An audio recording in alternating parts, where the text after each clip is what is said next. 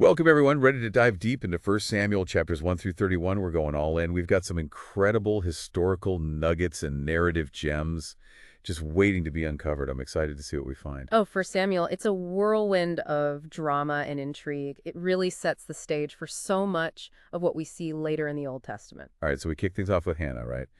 Her yearning for a child. It's a yearning that ends up shaping the destiny of Israel. It's wild how these personal struggles can have such massive ripple effects. Absolutely. And the way the text portrays her desperation, it says her lips moved, but you couldn't hear her voice. Almost like a silent, deeply personal conversation with God. Yeah, like she's pouring out her heart, but words just aren't enough. And then there's that bit about Eli the priest. He thinks she's drunk. Shows just how raw and intense her prayer must have been. Powerful image, right? And it reminds us that sometimes even those in religious authority can misinterpret genuine spiritual experiences. It happens. Totally. So, out of this intense prayer, she makes a vow. If God grants her a son, she'll dedicate him to God's service. That's a huge promise. I can't even imagine. It speaks volumes about her lowering, but also reflects that ancient Israelite practice of dedicating things, people even, to God's service. It was a way of recognizing God's power, seeking his favor. And from this vow, Samuel is born. His name actually means heard by God. Pretty cool foreshadowing, right? It hints at his future as a prophet. Names in the Bible often have that symbolic meaning, they hint at a person's character, their destiny. It's like those aha moments. Suddenly you see there's more to the story. And speaking of aha moments, let's talk about Eli's sons, Hophni and Phinehas. Priests, yes, but unlike Samuel, seriously corrupt. The opposite of what religious leaders should be. They highlight a key point. Religious authority, it doesn't automatically equal righteousness. They totally exploited their position, treating sacrifices meant for God with contempt. They even used a three-pronged fork, can you believe it, to take the best cuts of meat for themselves. That's a detail that sticks with you, for sure. Greed, even in their most sacred rituals. And this corruption within the priesthood, it happened alongside a growing threat from the Philistines. A powerful, militaristic people, they were a constant thorn in Israel's side. So internal corruption, external threats, not a great combo. And then, to make things worse, the Ark of the Covenant is captured.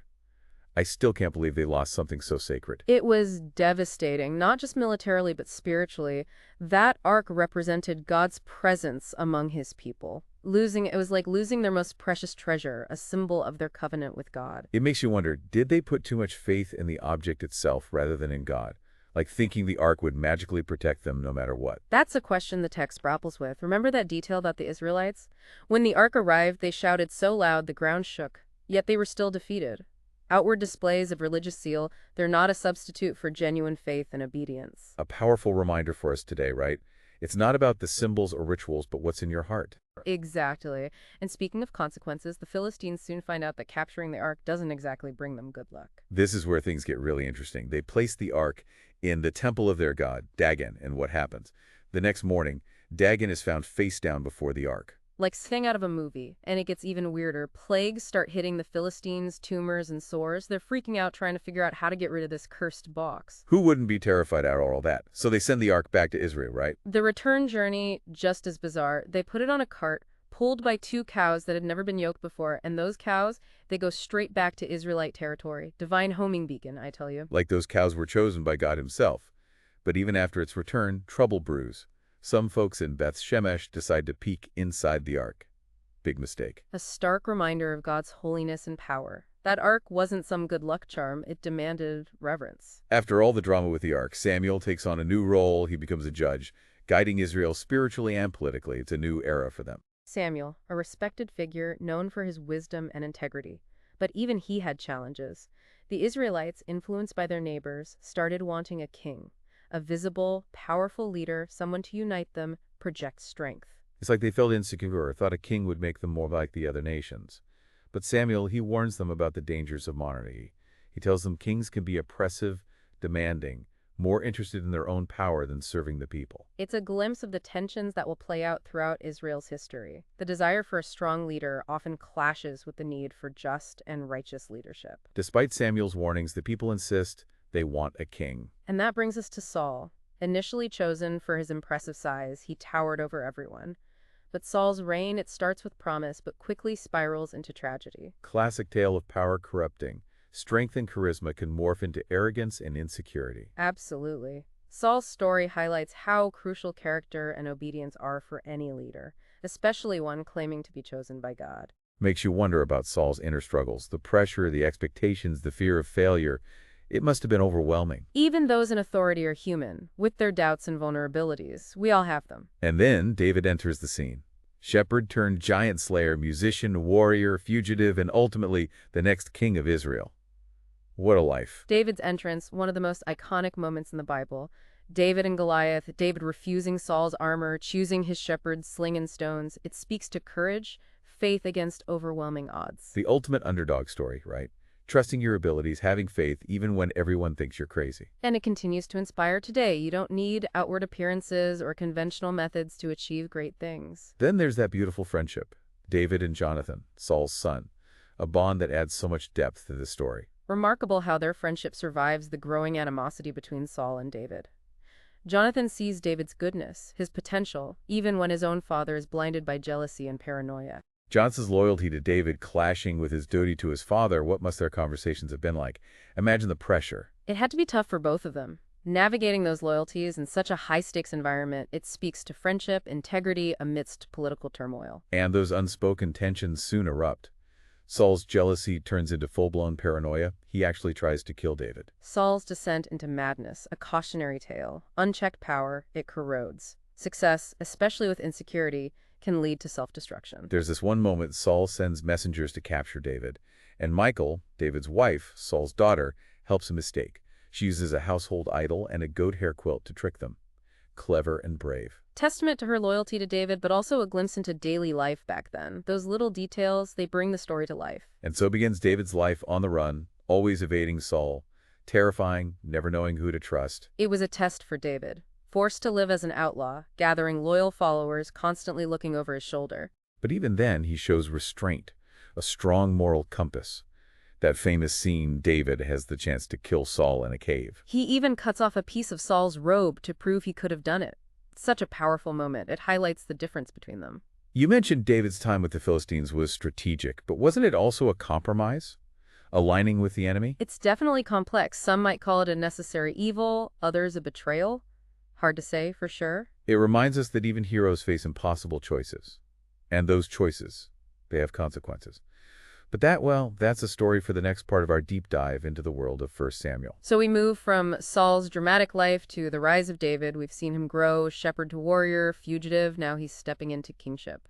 Quite a journey. But even after all that, sounds like there are still roadblocks ahead. It wasn't a peaceful transition of power, was it? Not at all, no. The kingdom, it was divided. David ruled Judah in the south, but Saul's son, Ishbosheth, he was ruling over the rest of Israel. So you have this power struggle brewing. It went on for years. A kingdom divided, rival claims to the throne. It's like something out of Shakespeare. It is a very human story, isn't it? Ambition, loyalty, revenge, these things, they were just as powerful then as they are now. And amidst all this chaos, David starts showing those qualities of a true leader. Like when Abner, Saul's general, defects to David's side. That's huge. A turning point for sure. Abner was influential. His defection meant David was gaining acceptance. But even this victory, it had a tragic side. What do you mean? Abner, he was murdered by Joab, David's own general, an act of revenge for Joab's brother who died in a previous battle. Wow, so many layers of relationships, loyalties, a whole web of grudges and ambition. Even at the top, there are struggles, power plays. It's never straightforward. But despite all that, David does eventually rule all of Israel, makes Jerusalem his capital. Uniting the tribes, smart move. Jerusalem, it was rich in history and symbolism, strategically located on a hilltop, easy to defend, but also unique because it wasn't originally part of any one tribe's territory. So kind of like neutral ground then. Exactly. It became a symbol of unity for the new kingdom. And under David, it flourished. A center of religion, politics, everything. But I'm guessing there were still threats from outside, right? Neighboring kingdoms wouldn't just sit back and watch. Of course not. The text mentions battles against the Philistines, Moabites, Ammonites, you name it. David, he was a skilled commander, expanded the kingdom, secured Israel's place in the region. It's interesting. David's story, shepherd to warrior to king, it mirrors Israel's journey, doesn't it? From wandering tribes to a unified nation. It does, a powerful parallel. And in the midst of these campaigns, we see the return of something familiar, the Ark of the Covenant. Oh yeah, that's right. It was captured earlier by the Philistines. Yes, and David, he decides to bring it back to Jerusalem, makes it the heart of his new capital. A grand procession, music, dancing, sacrifices. a celebration of faith, national unity. I can imagine. Powerful moment after all the turmoil they'd gone through. It symbolized a new era for Israel, God's presence right at their center. But in the middle of all this joy, something shocking happens. Uh-oh, what went wrong? Uzzah, one of the guys transporting the ark, he reached out to steady it when the oxen stumbled, and he was struck dead instantly. Oh, wow, that's intense. Seems like a harsh punishment. He was just trying to help. It shows how seriously they took the ark, its holiness. It wasn't just a symbol, it was the dwelling place of God's presence. Any disrespect, even unintentional, could have consequences. It really makes you think how different their understanding of the sacred was from ours. Absolutely, it's a stark contrast, makes us question our own approach to the divine, how we show reverence and respect. So David, powerful king, united the tribes, defeated enemies, brought the ark back. He's on a roll. But I have a feeling things aren't going to stay easy for him. You're right about that. As David's reign goes on, we see him struggle. The complexities of power, the temptations of success, his own weaknesses, it's all there. And, well, we all know what's coming. David and Bathsheba, one of the most well-known and maybe controversial stories in the Bible. Lust, deception, abuse of power. David sees Bathsheba bathing, sends for her, they sleep together. She gets pregnant, he tries to hide it, ultimately has her husband, Uriah, killed in battle. A dark chapter for sure. And the text, it doesn't shy away from it. David is flawed, capable of great good, but also great evil. Like all of us, I suppose. It shows even those we call heroes can make terrible choices. It makes you think about accountability, forgiveness, the consequences of actions, even for those in power. Nobody's exempt. And those consequences, they hit close to home. David faces rebellion from his son, Absalom. The kingdom is torn apart. Betrayal, ambition, broken family bonds. It's heartbreaking. The text, it really captures David's grief when Absalom dies. Even in victory, he mourns his son. Kings, they feel pain too, loss. It's universal. Power, success, they don't protect you from the messiness of life, of relationships. In fact, sometimes they make it worse. Very true. As 1 Samuel ends, we see David, an older king now. He's reflecting on his life, the highs, the lows, inspiring and cautionary all at once. It reminds us of the potential, but also the dangers of ambition, and ultimately the power of faith, of forgiveness. So much packed into these 31 chapters. It's incredible how events from so long ago still resonate with us. They shape how we see faith, leadership, human nature itself. It's the power of story, right? The past eliminating the present.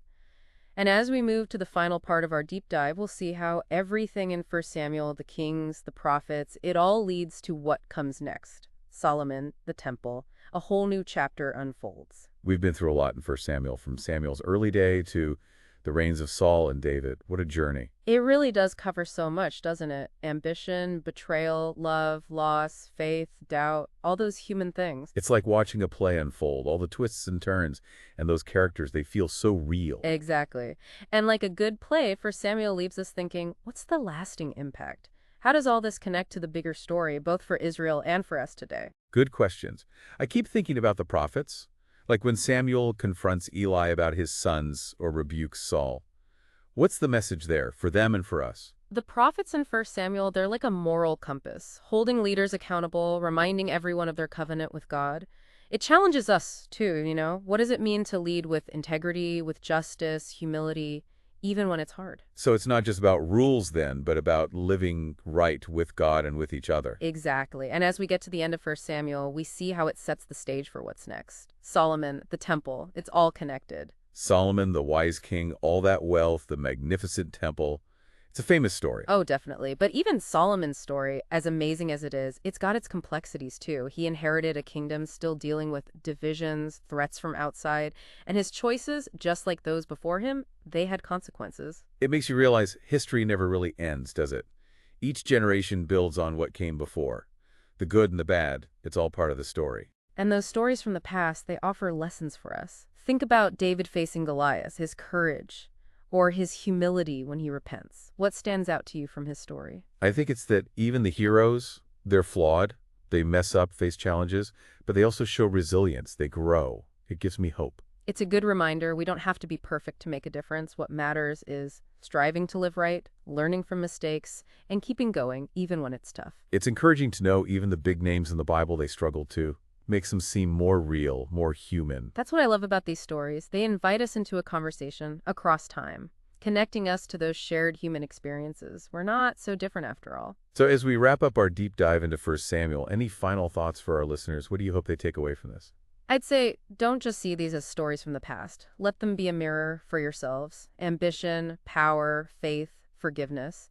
How do those play out in our lives today? What choices are we making? Because they shape our own story and the world around us. Powerful questions to think about. That's what makes this deep dive so great. It's not just about fact. It's about engaging with these stories, letting them challenge us, inspire us. Couldn't have said it better myself. It's about finding that wisdom in these ancient texts and making it relevant for today. Well said. Thanks for joining me on this journey through 1 Samuel. I hope you've enjoyed it, learned something new, and maybe even been challenged a bit along the way. Until next time.